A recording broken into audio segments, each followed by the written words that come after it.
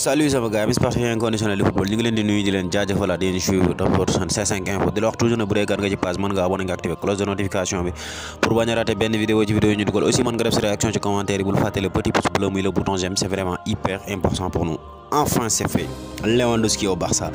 mën na ne nag c'est la fin d'une très longue feuilleton boo xamante ni bii duré na presque 3 mois parce que oui des na ñetti weer boobaak léegi ñuy wax Lewandowski foofu ci Barça ñuy wax ñëwuk Lewandowski ci Barça di wax jógeem foofu nga xam ne mooy ci Bayern Munich moom mi nga xamante ne il était courtisé par le Paris Saint-Germain, courtisé par Chelsea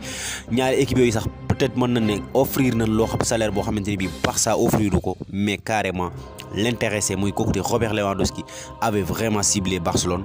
Barça la bëggoon a ñëw c'était clair dans la tête de tout le monde que objectif bi mu am yëpp mooy jouer foofu nga xamante ni mooy ca Barcelone et sous les ordres de Xavi Hernandez donc nag ñooñu di waa Barcelone nag mën na ne ils ont réussi un très grand coup malgré l'âge avancé de kooku di Robert Lewandowski malgré nag at yooyu nga xamante ni bi am na ko muy 34 ans parce qu'il fêtera bientôt très bientôt son 34e année en mois d'août mais nag c'est un attaquant de calibre mondial boo xamante ni bi entraîneur bu ne supporter yu ne bëgg ngeen ko am ci seen club.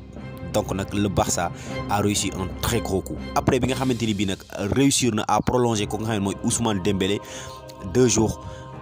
avant a réussi à faire la signature boucler signature ko nga xam ne mooy Rafinha en provenance de Leeds United ba mi nga xamante ni bii nag présenté nañ ko démb su comme joueur du Barça et que def na loolu nga xamante ni mooy visite médicale am ban présenté ko donc nag Barça a encore tapé fort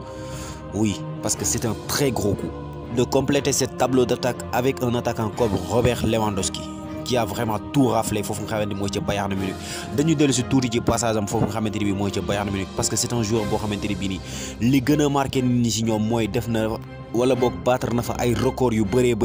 yi ñu ci mën a jàpp mooy loolu nga xamante ni bii nii mooy recordu 43 buts en une seule saison donc nag mu battre record ko nga xamante ni bi mooy la légende allemande muy Robert Gerd Müller donc nag Lewandowski moo battre record boobu aussi def na benn quintuplé boo xamante ni bi inscrire na ko en 9 minutes muy loo xamante ni bi joueur mosu ko def donc nag c'était en 2015 face à Wolfsburg donc nag mu nekk joueur boo xamante ni bi ne aussi amoon na possibilité jël ballon d'or fu nga xam ne mooy ca Bayern Munich malheureusement année bi nga xamante ni bi mérité na ko te ñëpp xam ne moom moo ko waroon a jël année boobu France Football décerné wut loolu nga xam ne mooy prix wu titre ballon d'or c'est aussi dekkoon na loolu nga xam ne mooy favori mais malheureusement pour lui il y avait aussi le grand Messi bi nga xamante ni bi moo remporté li nga xamante ni bi mooy ballon d'or bi donc mën na ne en 8 saisons le Lewandowski def foofu nga xam ne mooy ca Bayern Munich il a absolument raflé tout jël fa loolu nga xamante ni bi mooy 8 titre de champion d'Allemagne donc nag presque mën na ne donc at yam fa nekk yëpp moo jël loolu nga xam ne mooy championnat bi bon buñ compter li nga xamante ni bi jël na ko ci championnat yëpp nag wala boog li nga xamante ni jël na ko ci Bundesliga yëpp ci 10 lay toll parce que il faut rappeler que ne jëloon na ñaari championnat foofu nga xamante ni bi mooy ca Borussia Dortmund avant muy rejoindre ñooñu nga xamante ni bi ñooy waa Bayern Munich nekk fa aussi le meilleur buteur incontesté un joueur qui marque presque 40 buts chaque saison le 3e wala le 4e meilleur buteur de la Ligue des Champions nekk aussi un géant de cette compétition avec le Bayern Munich remporté loolu nga xam ne mooy trophée wu Ligue des Champions ak le Bayern Munich en 2020 donc nag l'année où mu waroon a nekk sax Ballon d'Or mais malheureusement pour lui. Et point bi gën a intéressant nag ci mbir mi mooy que ne Robert Lewandowski malgré son âge avancé c'est un joueur qui est vraiment absolument très constant nag parce que lan Lewandowski nekkul joueur boo xamante ni bii dafa bëri ay blessures parce que remarqué nañ que ni en 8 ans passés fu nga xam ne mooy ca Bayern bi il n'a manqué que 21 matchs imaginez bien 21 matchs ci li nga xamante ni bii mooy 8 ans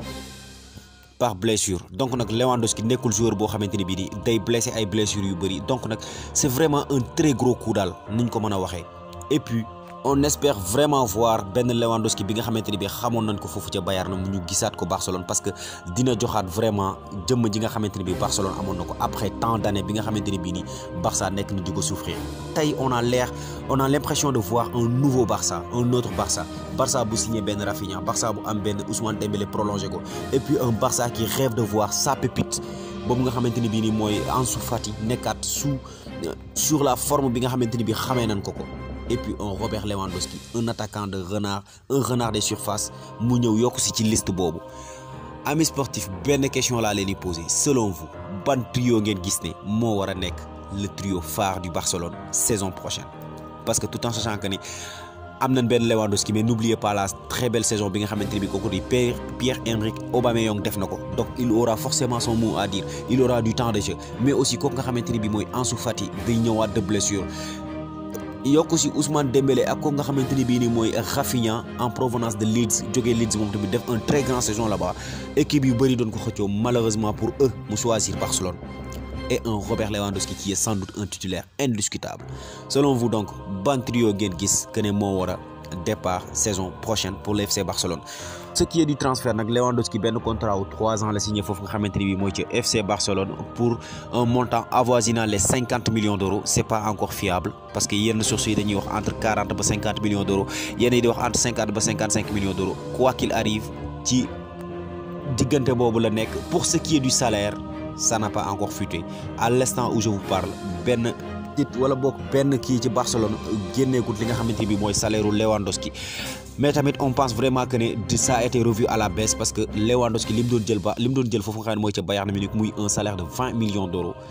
Je ne pense pas que ça sera possible foofu nga xam ne mooy ca Barcelone vu dernière offre yi nga xamante bi Barça def na ko kooku nga xam ne mooy Robert Lewandowski et Robert Lewandowski était prêt à tout pour ñëw foofu nga xam ne mooy ca Barça voire même wàññi loolu nga xamante ni bi mooy salaire am. Amis sportifs inconditionnels de football lii la leen tey seen chaîne C5 Info di la wax toujours ne bu dee gan nga ci page mën nga abonné nga activer cloche de notification pour bañ a rater benn vidéo ci vidéo ñu dugal aussi mën nga def sa réaction ci commentaire yi bul fàtte le petit pouce bleu muy le bouton j'aime c'est vraiment hyper important pour nous merci et à très bientôt.